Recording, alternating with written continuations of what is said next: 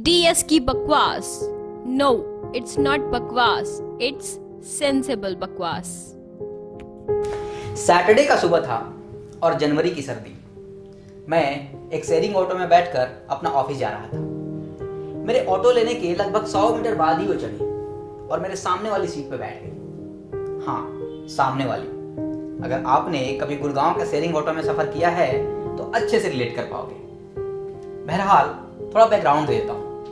मैं गुड़गांव में रहता हूँ और मेरा ऑफिस मानेसर में है। वैसे तो मैं रोज ऑफिस फाइनेंस वाले शर्मा जी के साथ ही जाता हूँ, लेकिन कभी वीकेंड पे या जब शर्मा जी छुट्टी पे होते हैं तो मुझे ऑटो से जाना पड़ता है।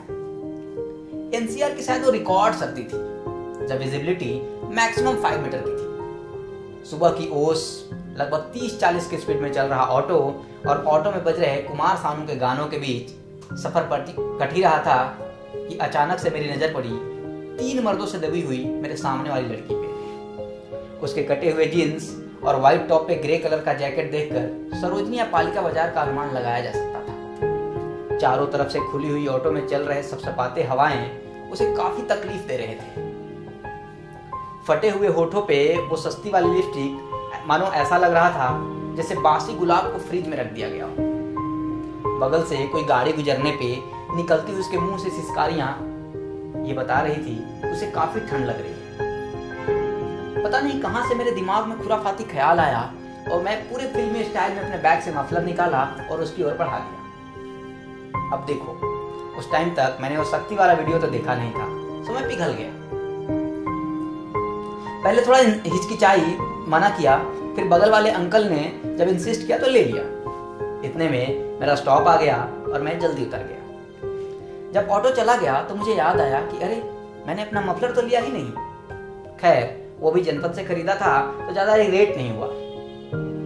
उस दिन के बाद जब भी मुझे ऑटो से जाना होता, मेरी निगाहें उस लड़की को ढूंढ रही होती थी। हर बार सर्दी की सुबह होती थी, कुमार सानू के गाने होते थे, लेकिन कुछ मिसिंग होता था। इस बार कुछ मिसिंग होता था। वो सामने बैठा हुआ शख्स जिसका चेहरा लगा था कि चांद से मिट्टी छीन कर बनाई गई हो।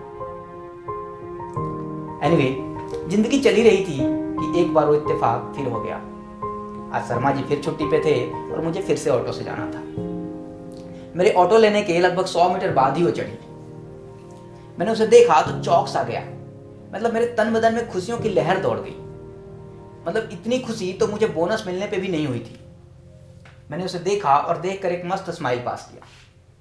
जवाब में कंफ्यूजन वाला उसका फीका स्माइल देखकर समझ गया था कि शायद भूल गई है वो मुझे।